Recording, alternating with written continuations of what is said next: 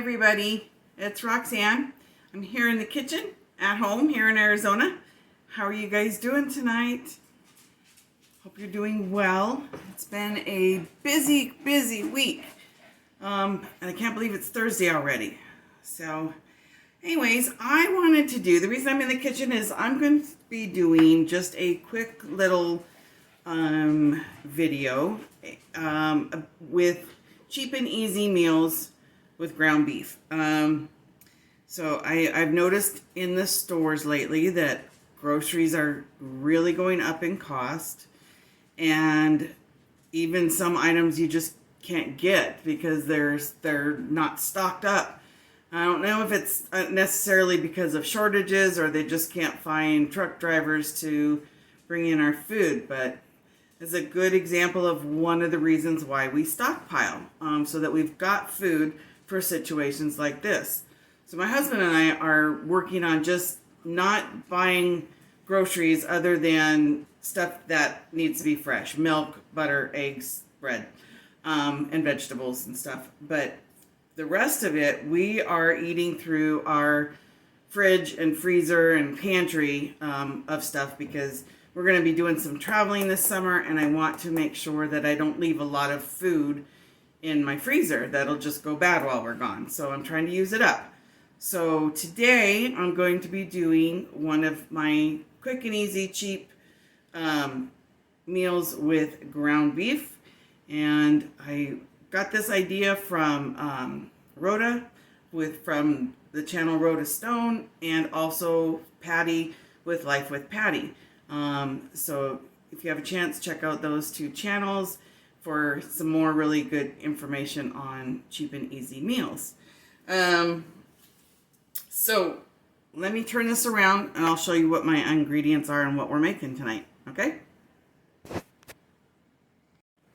Okay, so tonight I'm going to be making some beef enchiladas. Really quick, really easy. I've got a pound of 93% lean ground beef, flour tortillas, a can of corn, a can of refried beans, some red enchilada sauce, and some shredded cheddar cheese.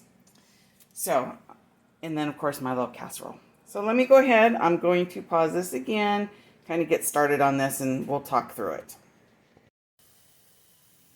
All right, everybody. So here I've got my ground beef going. I am using my mix and chop from Pampered Chef to break up the meat. Now, all of this stuff that I have either came out of my freezer or my pantry, stuff that I already had in my stockpile. So I didn't have to go out and spend any money on this meal. Look at that, there's a little piece of bone in there.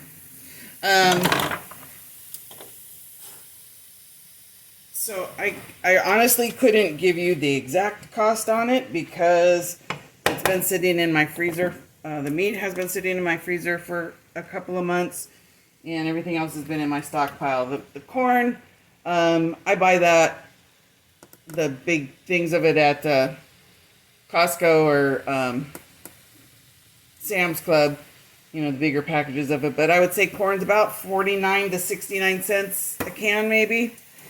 The pinto beans, or the, refried beans, they're probably only $1 or so. And then of course my enchilada sauce and the cheese and tortillas. So it's a fairly inexpensive meal. I mean, it's definitely cheaper than getting fast food or going out to eat, and it's probably a lot healthier because you know how you're making it.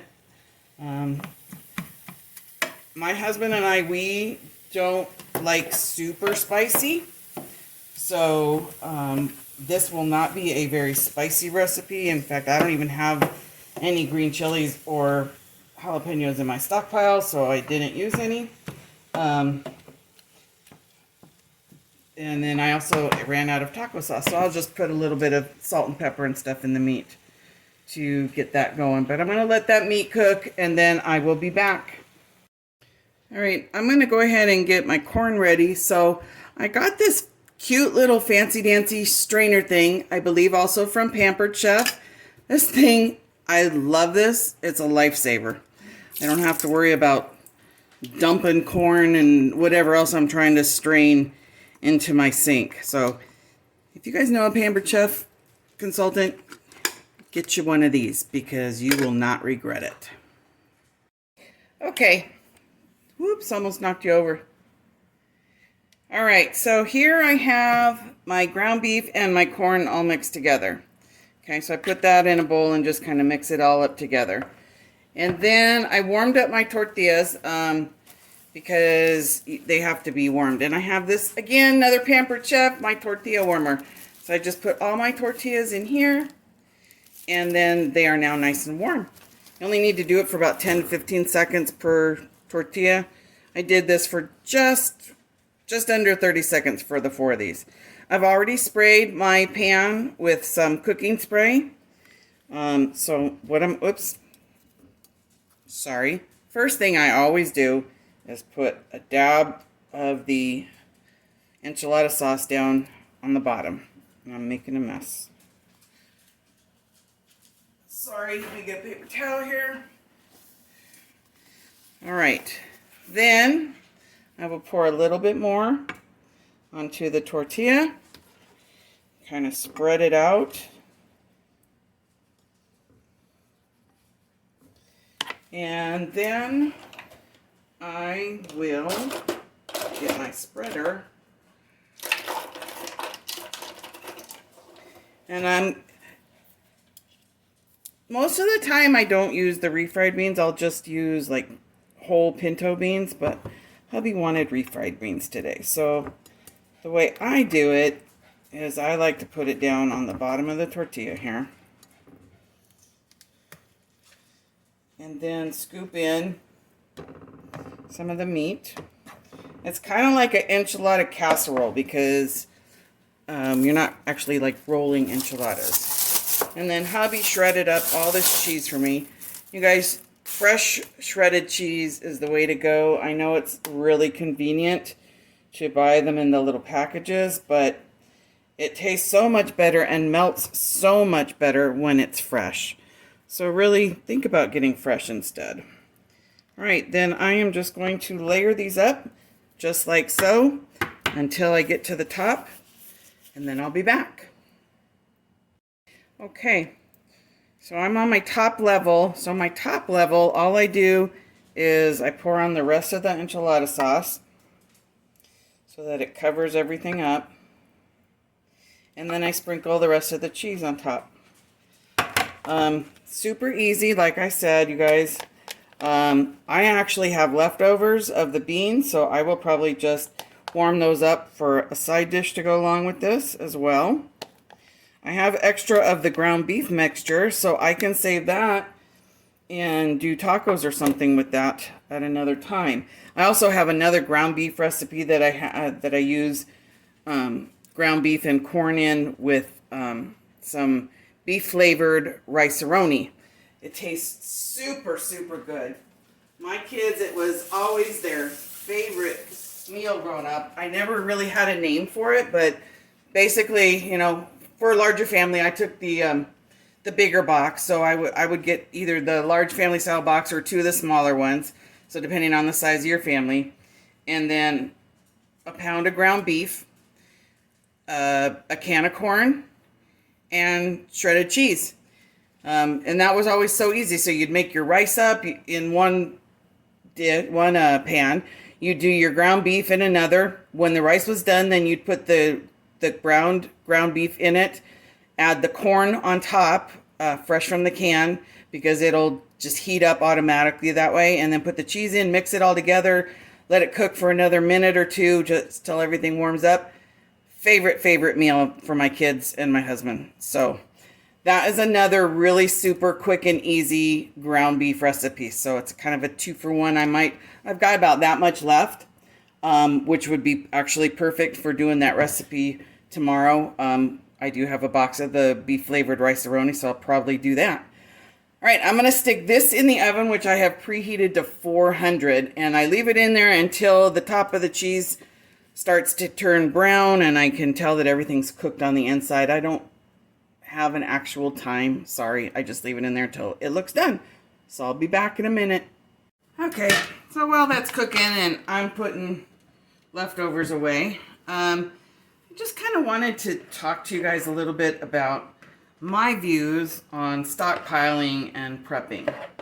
I know that there's many different thoughts on there. Some people think no problem, they're not going to do it at all.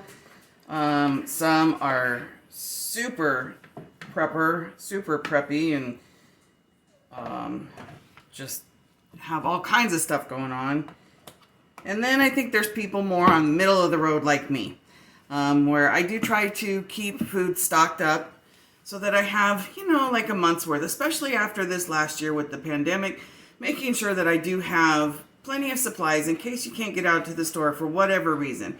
Here in the summertime, it's been 110 plus up to 118. So sometimes you just don't want to go out in that heat to go to the grocery store. So it is always a good idea to have a stockpile going, but you also need to remember to rotate it. And so that's what we're kind of going through right now, except we're not actually rotating in new food. We're just going through the food that we have so that there's not a lot left when we go on our little trip. But I think it's important, at least as far as I'm concerned, that when you're stockpiling, don't stockpile up on things that you don't personally want to eat. I mean, for me, I'm sorry, I don't like potted meat. So why am I going to buy a year's supply of potted meat to have on hand in case of an emergency, in case, the SHTF, I think that's how it is. Yeah, SHTF event happens. I'm not going to eat that, so why should I have it? So I stock up on things that I'm going to eat, cans of soup, cans of chili, cans of beans, cans of veggies, different things like that, oatmeal, cereals. But don't stock up on stuff you're not going to eat. A lot of people, they'll say, make sure you've got this and make sure you've got that. I don't, for the life of me, know how to put things away in a Mylar bag. That's why I have Tupperware. So, I'll buy the big things of oatmeal and stuff, but then I just store it in Tupperware, okay? So there's lots of different ways you can do it and lots of ways you can store. And if you're constantly keeping, yourself with at least a month to 2 months, I think that's a good amount, unless you've got a super big family, or you're way out in the boonies and you don't have easy access to a store, or you've got no friends and family around that could help you in a time of need, then maybe you want to have a little bit more. Maybe you want to have 6 months. If you live in an area where the winters are really bad and you could be locked in all winter long, okay, maybe you do want to have more. But I think, again, it's all personal preference. I just love sometimes when all these people come on and saying, you have to have this, you need to make sure that you've got this on hand. Well, it's like, I don't eat that. Why would I want that? The other thing I think is important, snack foods. When you're in a crisis or you're stressed out, what's the first thing you want to do? For a lot of us, we want our favorite snacky snack. A cake, a cupcake, a chocolate bar, salty chips. So yeah, maybe have some of that on hand too for your stockpile, just in case. Especially if you have kids, because they're going to want that stuff. So those are just my opinions on the whole stockpiling thing. Take it or leave it. I know not everybody feels the same way as I do, and that's okay. That's what makes the world go around, differing opinions. All right, guys, I'll be back when dinner is done. All right, I'll see you soon. Okay, guys, here is the finished product. Beef enchiladas with cheese and corn. That's usually what it looks like. I did this for 25 minutes at 400 degrees. So that's what it took. Pretty much, everything's already cooked, so you don't need to worry about things getting cooked right. And then you just serve it like it was a lasagna. It's kind of like an enchilada lasagna. Woo, whole thing's moving. Yikes. Let me get my plate.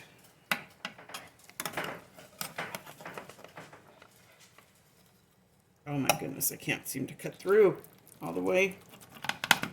There we go. About time. Right, and then you can serve that with some onions, guacamole, sour cream, maybe some Mexican rice. I'm not eating rice right now. The tortilla is going to be enough carb in there for me. So that's my enchilada. Hope you guys liked that recipe. Like I said, pretty simple, quick and easy. The other thing I wanted to show you guys, one last thing before I go, this hint water. My sister sent this to me, and they have different flavors. It's infused waters. Normally, I do not like flavored water, but this has just a tiny, tiny, tiny hint of flavor in it, and it's so good. And they have different flavors, but watermelon's my favorite. So, anyways, you guys, thank you for joining me. This is Roxanne at home here in Arizona, and I will talk to you guys next time. God bless.